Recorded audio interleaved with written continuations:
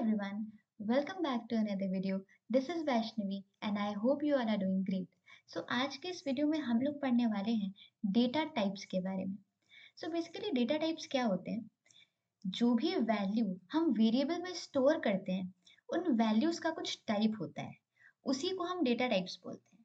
ठीक है, बेसिकली ये डिफाइन करता है कि किस टाइप का डेटा या किस टाइप की वैल्यू हम वेरिएबल में स्टोर करेंगे.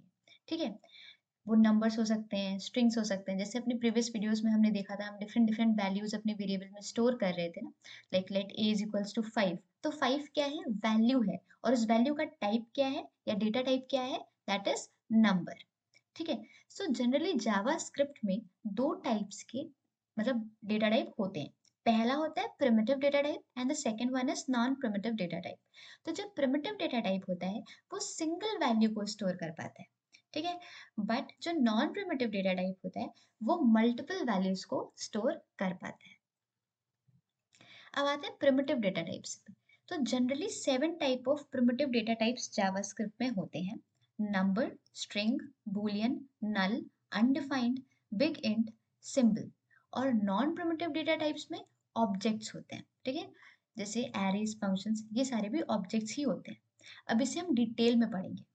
ठीक है, तो नंबर क्या होता है? वही न्यूमेरिक वैल्यूज. ठीक है, स्ट्रिंग क्या होती है? Sequence of characters. ठीक है, a b c d e f जो भी कैरेक्टर्स है इन सबको अगर सीक्वेंस में हमने कुछ कैरेक्टर्स लिखे हैं तो वो बेसिकली स्ट्रिंग होता है. बूलियन क्या होता है? ट्रू या फॉल्स. बेसिकली दो वैल्यूज ही होती हैं बूलियन में, या तो ट्रू या तो फॉल्स. ठीक है, तो ये सारी चीजें थोड़ा हम लोग प्रैक्टिकली देखते हैं कोड की मदद से, तो हमें ज्यादा अच्छे से समझ में आएगा. मैं एक फाइल बना देती हूँ, डेटा टाइप्स डॉट जेएस. ठीक है, तो सबसे पहले हम लोग पढ़ेंगे नंबर के बारे में. यहाँ पर मैंने लिख लिया let a is equal to 5.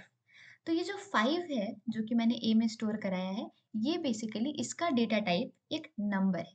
ठीक है, तो कुछ भी नंबर हो, न्यूमेरिक वैल्यू है 1 2 3 4 5 6 7 8 जो भी है, ये सब जो भी न्यूमेरिक वैल्यूज होती है बेसिकली नंबर डेटा टाइप की होती है.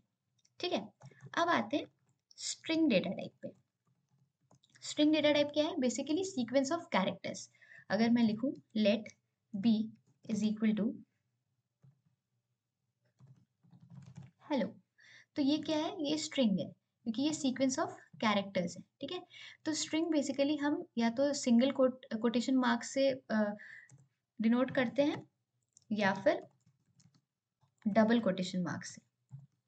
ठीक है, तो डबल कोट्स के अंदर भी हम लिख सकते हैं स्ट्रिंग को और सिंगल कोट्स के अंदर भी स्ट्रिंग को लिख सकते हैं. ठीक है, अब आते हैं बूलियन पे. बूलियन क्या होता है? जैसे हमने पढ़ा सिर्फ दो वैल्यूज होती हैं, ट्रू या फॉल्स. ठीक है, अब अगर सपोज मैं यहाँ पर लिख रही हूँ console डॉट लॉग और मैंने यहाँ पर लिखा 5 इज ग्रेटर देन 10, तो क्या 5 ग्रेटर होता है 10 से? नहीं ना. तो जब हम रन करेंगे तो हमें आउटपुट क्या मिलेगा? फॉल्स. ठीक है, तो this is a Boolean value. Similarly अगर मैं यहाँ पर लिख देती हूँ 5 इज ग्रेटर देन 1 और इसका आउटपुट चेक करेंगे तो क्या आएगा? ट्रू. ठीक है, तो ये ट्रू और फॉल्स होती हैं, बेसिकली बूलियन होते हैं. ठीक है, अब आते हैं नल. सो बेसिकली नल और अनडिफाइंड जो डेटा टाइप्स है इसमें जनरली लोग बहुत ज़्यादा कंफ्यूज होते हैं, बट आज हम लोग इस कंफ्यूजन को दूर करेंगे. ठीक है, सो सबसे पहले नल समझते हैं. जैसे मैंने एक वेरिएबल बना लिया let d is equal to null. ठीक है, और यहीं पर मैं अनडिफाइंड भी आपको एक्सप्लेन कर देती हूँ, फिर दोनों को एक साथ समझेंगे. ठीक है, लेट ई. ठीक है, सो बेसिकली दोनों में डिफरेंस क्या है? इसमें अनडिफाइंड जो होता है ना, इसमें क्या होता है, हम वेरिएबल को डिक्लेयर तो कर देते हैं. यहाँ पर हमने ई को डिक्लेयर कर दिया, ई को क्रिएट कर दिया है, बट हमने ई में कोई वैल्यू असाइन नहीं की है. ठीक है, तो जब हम किसी वेरिएबल को डिक्लेयर कर देते हैं पर उसमें कोई वैल्यू असाइन नहीं करते, तब वो वेरिएबल बेसिकली अनडिफाइंड कहलाता है.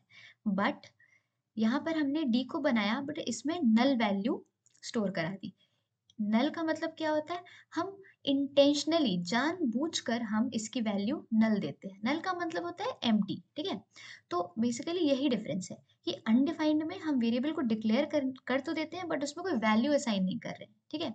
बट नल जो है वो हम इंटेंशनली करते हैं, ठीक है। इंटेंशनली नल वैल्यू या एम्प्टी वैल्यू हम स्टोर करा रहे हैं, ठीक है। So this is the basic difference between null and undefined. Null में क्या होता है, intentional absence of value, where as undefined में क्या होता है, हम डिक्लेयर तो करते हैं बट कोई वैल्यू असाइन नहीं करते। ओके, सो आई होप आपको समझ में आ गया होगा। जैसे जैसे हम आगे बढ़ते जाएंगे और यू नो डीप डाइव करेंगे जावास्क्रिप्ट में, तो हमें और अच्छे से समझ में आएगा अनडिफाइंड और नल के बीच का डिफरेंस, ठीक है।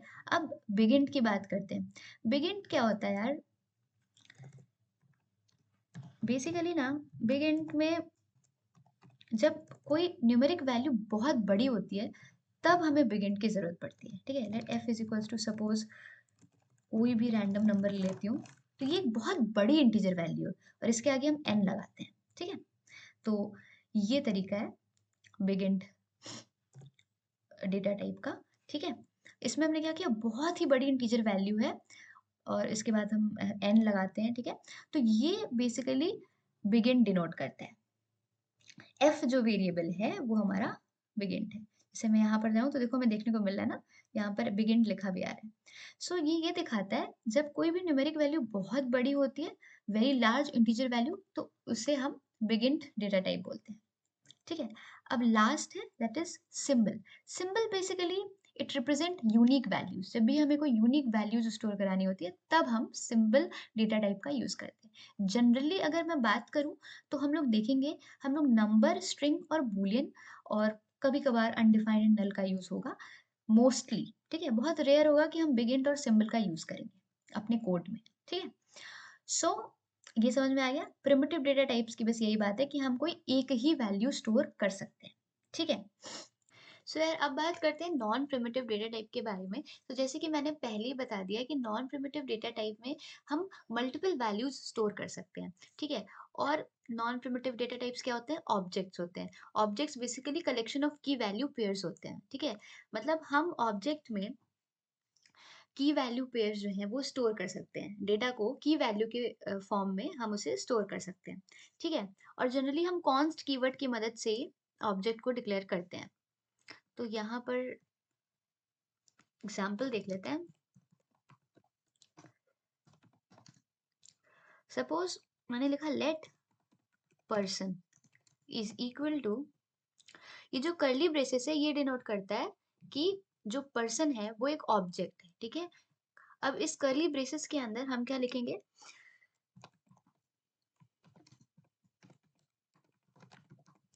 तो बेसिकली कोलन के लेफ्ट साइड में जो लिखा है ना ये आपका की है या फिर ये प्रॉपर्टी बोलते हैं इसे, ठीक है। और कोलन के राइट साइड में ये जो स्ट्रिंग है ये क्या है, इस की वैल्यू है, ठीक है। नेम की वैल्यू क्या है, ये स्ट्रिंग है वैष्णवी, ओके। अब हम चाहें तो ऑब्जेक्ट्स में मल्टीपल वैल्यूज स्टोर कर सकते हैं, ठीक है। क्योंकि नॉन प्रिमिटिव डेटा टाइप और प्रिमिटिव डेटा टाइप में यही डिफरेंस होता है कि प्रिमिटिव में सिंगल वैल्यू स्टोर कर सकते हैं, नॉन प्रिमिटिव में मल्टीपल वैल्यूज। तो मल्टीपल वैल्यूज स्टोर कराने के लिए हमें क्या करना होगा, कॉमा से उन वैल्यू को सेपरेट करना होगा, ठीक है। अब यहाँ पर मैं ले लेती हूँ एज। अब मैं चाहती हूँ एक और वैल्यू स्टोर कराना, तो मैंने ले लिया रोल नंबर, ठीक है। तो अब मैं देख पा रही हूँ, मैं इसे थोड़ा ऑर्गेनाइज्ड वे में लिख देती हूँ ताकि और ये सही लगे थोड़ा, ठीक है। तो अब यहाँ पर हम देख पा रहे हैं कि ये जो है हमने एक ऑब्जेक्ट बनाया हुआ है, ठीक है, जिसमें तीन प्रॉपर्टीज या कीज हैं, name, age and roll number. और इन तीनों की वैल्यूज मैंने यहाँ पर दे दी है, ठीक है। और ये जो पर्सन है ये क्या है, ऑब्जेक्ट है, ठीक है। सो आई होप आपको क्लियर हो गया होगा। तो बेसिक डिफरेंस यही है इसमें कि जो प्रिमिटिव होता है वो सिंगल वैल्यू स्टोर करता है, non primitive multiple values store करता है। और बाकी ऑब्जेक्ट के बारे में और डिटेल में हम अलग से पढ़ेंगे क्योंकि इस पर एक डिटेल वीडियो बनेगा, ठीक है। So that's all for this video.